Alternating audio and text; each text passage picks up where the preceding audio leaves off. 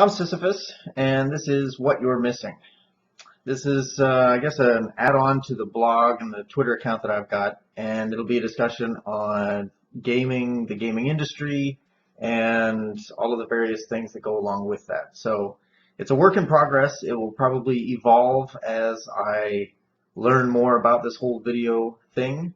I'm hoping it will be a weekly event, and yeah, so you can look for me next Monday as well. So what this is it's going to be a rundown of some of the industry's news, game or movie reviews as they come up, tips and tricks, a little bit about what it is that I played last week, and I'd love to hear about what you're playing and maybe some thoughts on, I don't know, how to excel in that game. And additionally, there'll be probably later in the week some gameplay videos and things of me playing by myself, but more specifically me playing with you or people like you. So at the end, I'll have my blog and my Twitter handle and my PSN name and all of the other contact information you might want in the description and possibly on the video itself. So look for that. And I'm just going to jump right into it. And these are all handpicked by me. So these are the things that I found interesting or that I thought there was something worth talking about. So this is my opinion, and I'm relatively well educated, and I've played and been a part of the video game industry for almost my entire life. So take it for what it's worth. But again, it is my opinion, and that's all it is. I am biased, and I'm picking these things out because they interest me. So take that for what it's worth.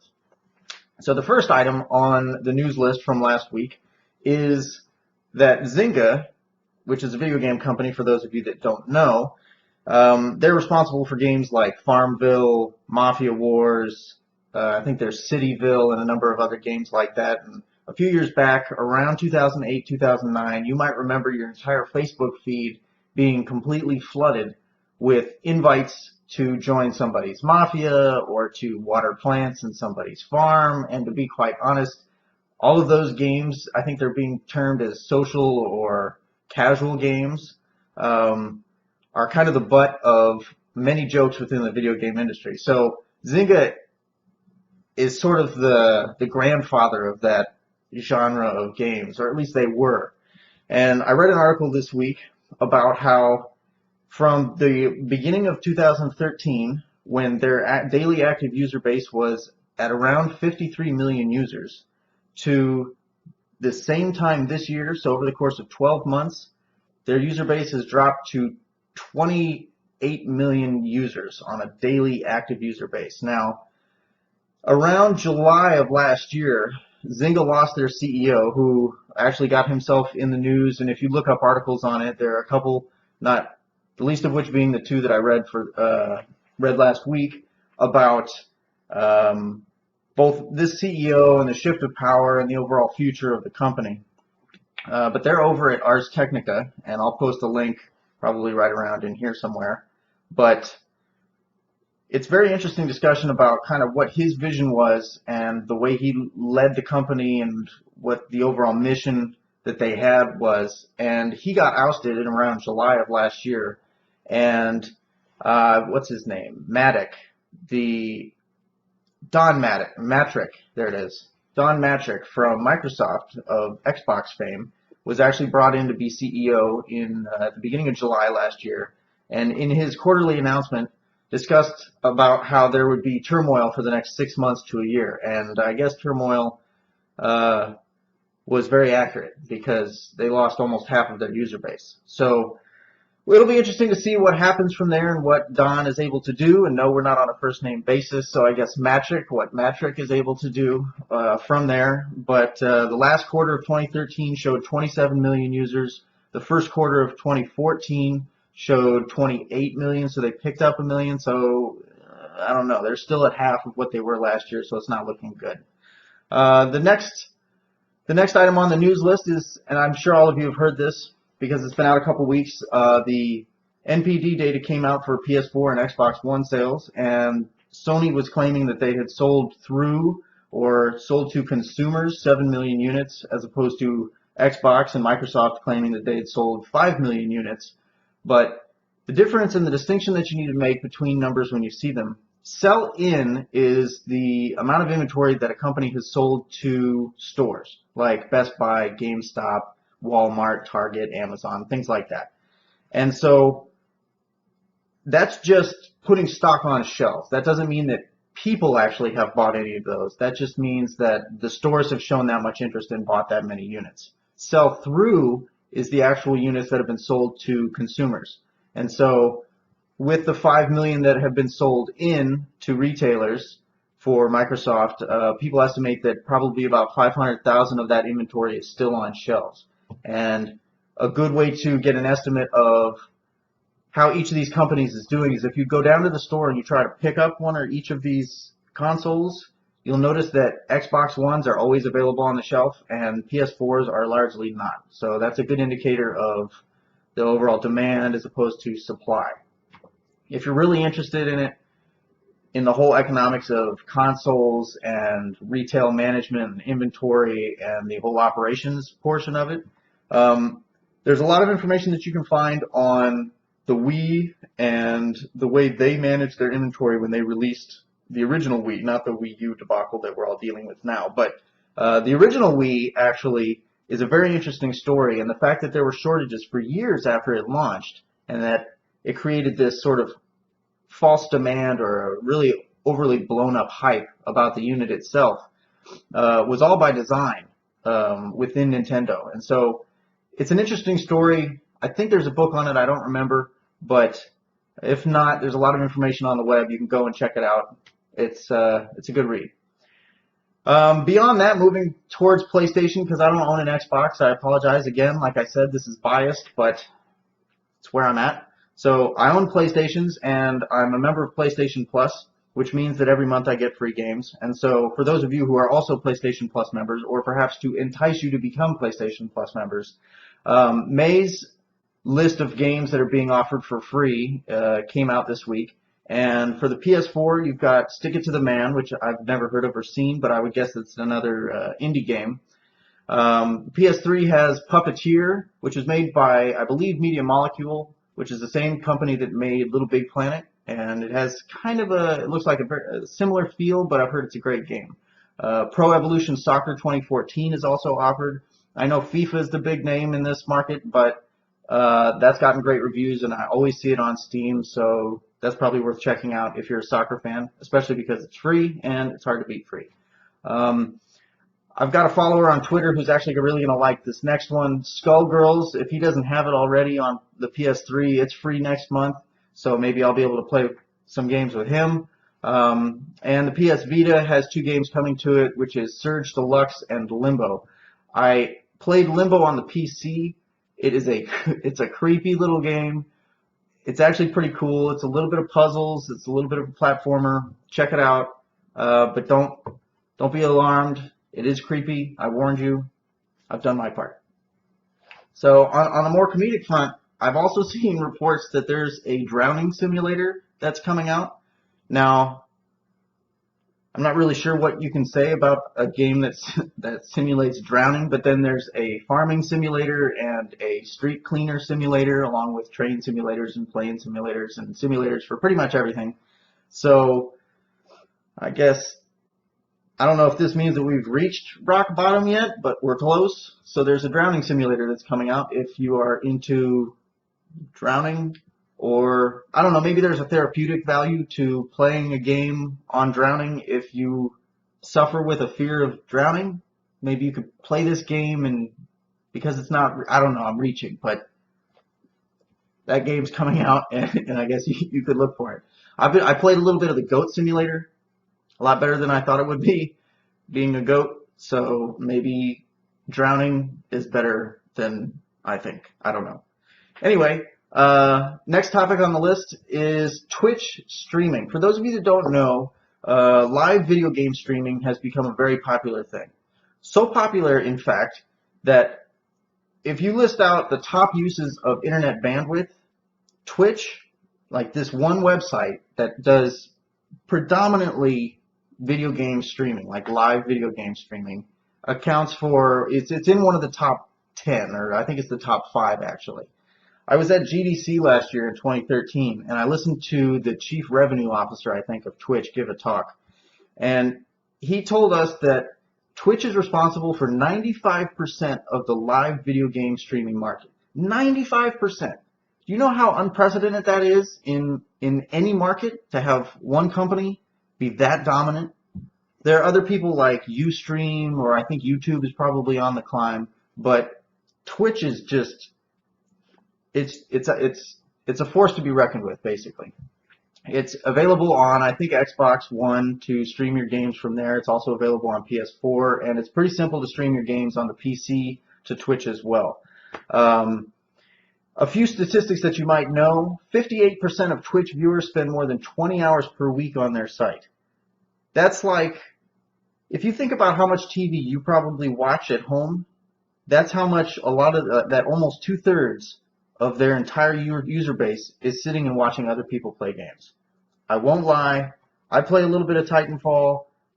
I'm not sure whether I enjoy watching videos of Titanfall more than I do actually playing Titanfall. It's one of the rare instances of that, but I'm terrible at it, so I don't know. It's more entertaining for me to watch than it is to play, possibly. I don't know. I'm not quite there yet, but what are you gonna do? It's definitely #1 in the live video streaming sites, and that includes ESPN, the WWE network, which apparently streams stuff live. I was unaware of that. But #1 of the live video streaming sites, and it accounts for 43.6% of that entire market. Next on the list was the WWE market network, and that only had 17%. So 43% in #1, and #2 is down to 17%, if that gives you any idea of just how much video is being streamed and people are watching on that site. And the top 5 video entertainment sites worldwide, it's like, and that's above Netflix, or not above Netflix, but it's on the list with Netflix, Hulu, Amazon Prime, and sites like that. So that just gives you an idea of just what a juggernaut Twitch is. So pay attention to that. I would guess you're going to see more and more of that, and if they're not already working on getting a channel on Comcast or whatever cable network you work on, they should be. So Twitch, call me. Lastly, there was an article also, oddly enough, on Ars Technica that talked about and tried to figure out if there's a relationship between Metacritic scores and sales of video games on Steam. So if you look on Steam, most of the video games show a Metacritic score next to the game. It's over on the right-hand side, depending on what view you're using. And there were all kinds of graphs. I'll put the link here. You can go check it out for yourself. The concept of, I don't know, looking at any statistical analysis on the web should involve some use of logic or common sense on your own part, basically. You don't have to be a statistician to understand or know that what they're trying to say is perhaps unwarranted or not being shown by the data that they've provided. So there is some correlation between Metacritic score and overall sales amount. There's a lot of noise in the data, which means that there's a lot of error, and so you can basically show a loose trend, a line that follows all of the various data points as they move, but the article was trying to say that there's also some loose causation between, if a game sells more than 90 or gets more than 90% on the Metacritic score, that it'll sell much greater than, say, something that gets a 30. That kind of stands to reason, but I don't think that the correct takeaway is that the Metacritic score itself causes the sales either to be high or low. I think there's a correlation, but I don't think that there is any necessarily, at least it wasn't proven that there's a causation between one and the next. So it's important, and probably the cardinal rule of statistics for the layman, which is you and me, is that correlation does not equal causation, right? So just because, I don't know, just to use this example, just because a game gets rated 50% does not mean that it will sell a low amount. So if they wanted to prove that, one way that they could have done it is that as Metacritic scores came out, as reviews came in and the score bumped, if they could do some sort of really advanced time-related, like, analysis between whether like the review came in and then they saw an immediate sales bump from there, or I'm not sure how they would do it, but the data that's there really doesn't specify or make it clear that there's any causation, but there definitely is some low-level correlation. So all things considered, probably not an article you need to read necessarily, but it's interesting. And if you want to go and look at the graphs, at least you can see what I'm talking about with the correlation. So swing by, check it out, and let me know what you think.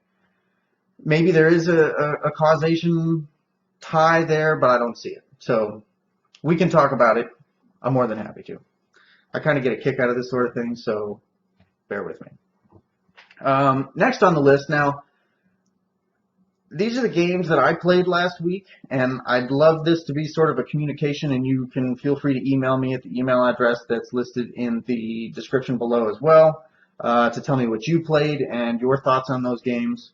But I'm going to walk you through some of the games that I played last week and maybe give you a few thoughts, things that I've learned from them, or bridge into the section of, like, if you're new to gaming, then maybe we'll jump into that. This week, probably not so much, but in the future weeks when I've had a little bit more time to prepare, there will be a segment on kind of how to bring people who aren't into gaming into a certain genre, or if you are one of those people, things to think about, ways to access it in a way that makes sense to you or in a way that you can enjoy.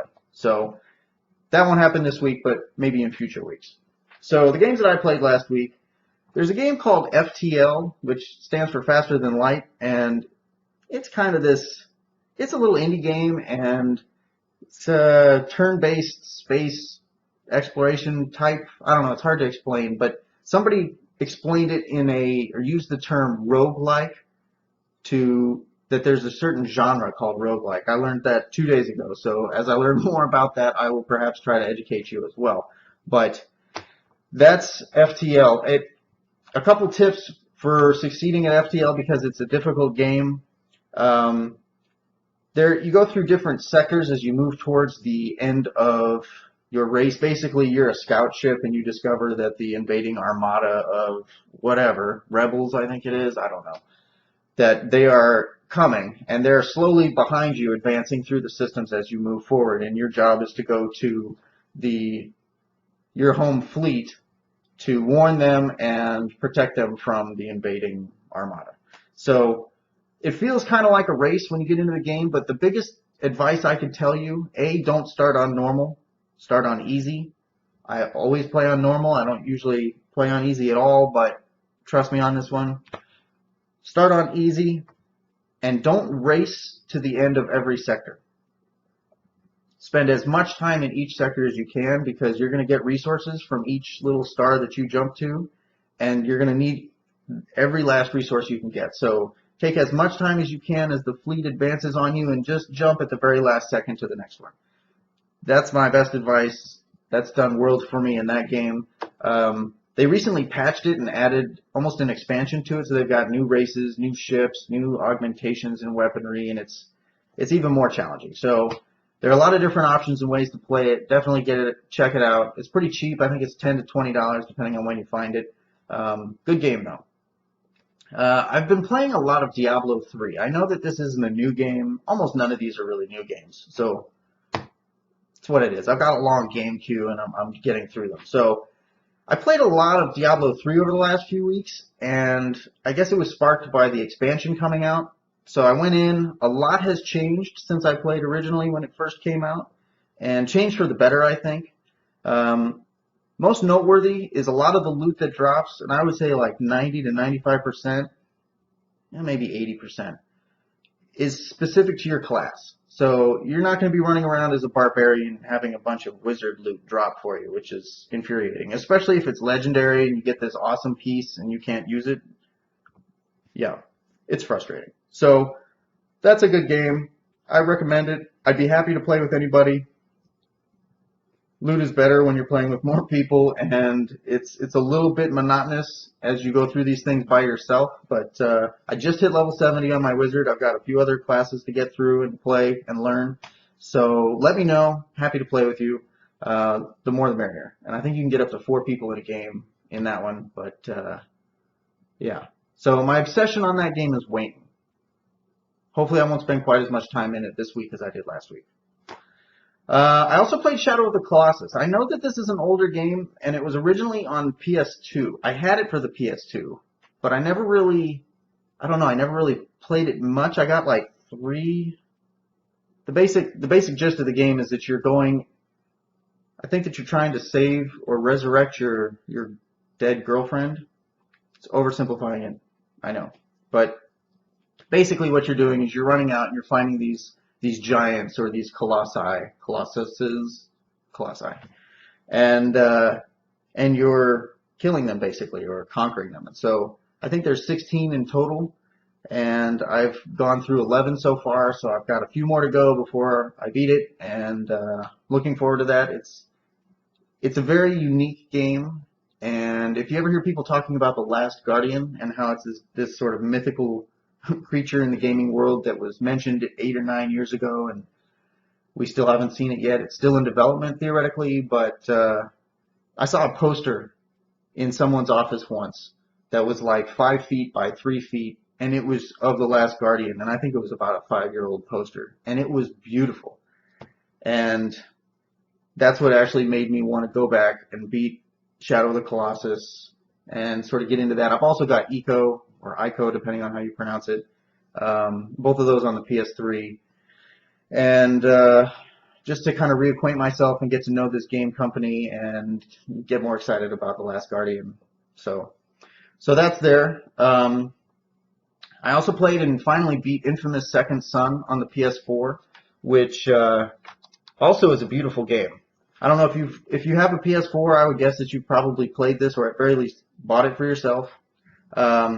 The way they've used the graphics and I guess exploited the hardware that's in the PS4 is really phenomenal. The lighting specifically is just, it's awe-inspiring. You should look up some of the screenshots that people are taking and watch some of the streams on Twitch that people are broadcasting and get a feel for the game. It's in Infamous 1 and 2, you had a lot of guilt for having superpowers, and you probably read this when you read about it, because the way you got your superpowers is basically a bomb went off of sorts, and a lot of people died, and it was pretty bad.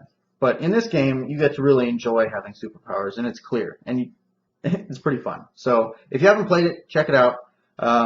It's a fun. It's not going to jerk on your emotions. It's not going to be like this deep and visceral journey through the inner recess. Nothing. It's not going to be anything like that. It's fun. It's a good game. It's very well done for what it is. It's action oriented. Go enjoy it. I have been playing Titanfall. I mentioned this before. I'm terrible at it. And when I say I'm terrible at it, I mean I'm terrible at it. All right. I played last night for quite a while. I threw satchel charges at my feet twice when trying to melee or kick somebody.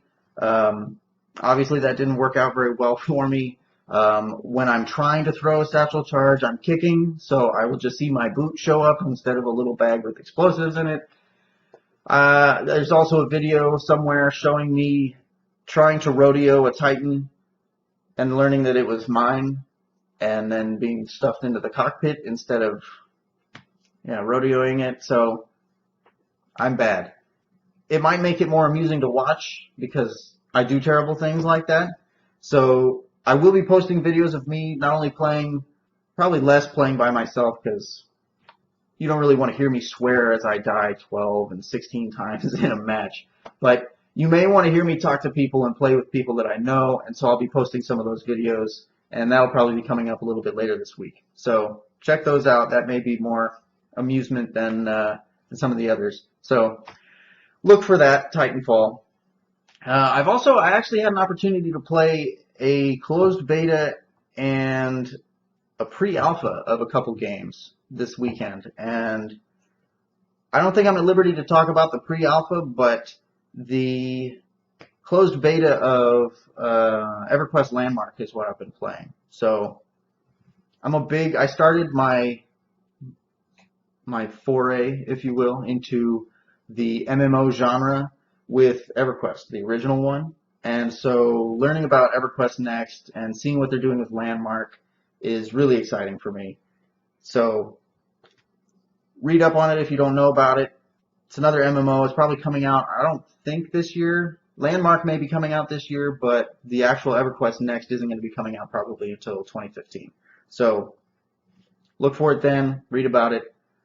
And lastly, I played just a few minutes of DC Universe Online on the PS4. One of my Twitter followers and I have been trying to find a game that we can play together for a long time, and we agreed upon this game. So I made a character. Bobby Joe, I'm ready for you. Let me know. I mentored Superman. You can find me there. My name is Cedalion, Cedalion. So that about wraps it up this week. If you have any questions or any requests, if you want me to look at a game, or if you, I don't know, have questions about the industry or about some aspect of business, let me know. But until then, have a great week. Look for my future videos. Check out the blog. Follow me on Twitter if you want. Add me as a friend on the PlayStation Network, or if you want to play on Origin, my name and information will be down below as well. So thank you very much, and I'll talk to you soon.